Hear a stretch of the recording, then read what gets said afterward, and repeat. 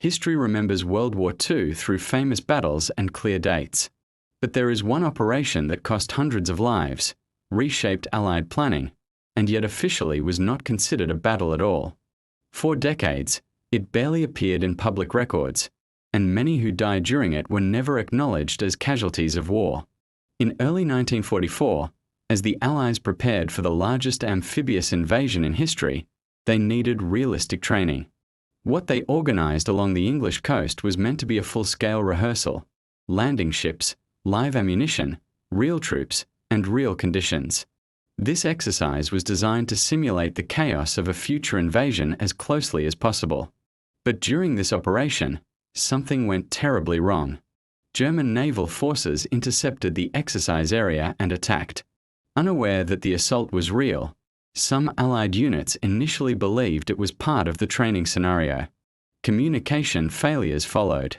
Friendly fire incidents occurred. Evacuation procedures collapsed under confusion. By the time the situation was understood, the damage was already done. Hundreds of American servicemen were killed, not in combat officially recognized as a battle, but during an exercise that was never meant to be recorded as one. The incident was immediately classified. Survivors were ordered to remain silent. Families were given little information. The reason was simple. The operation revealed vulnerabilities that could have compromised the upcoming invasion of Europe if exposed. If you're re-interested in World War II history that goes beyond well-known victories and examines the costs hidden behind success, this channel explores those forgotten moments every week. The lessons learned from this disaster quietly changed everything.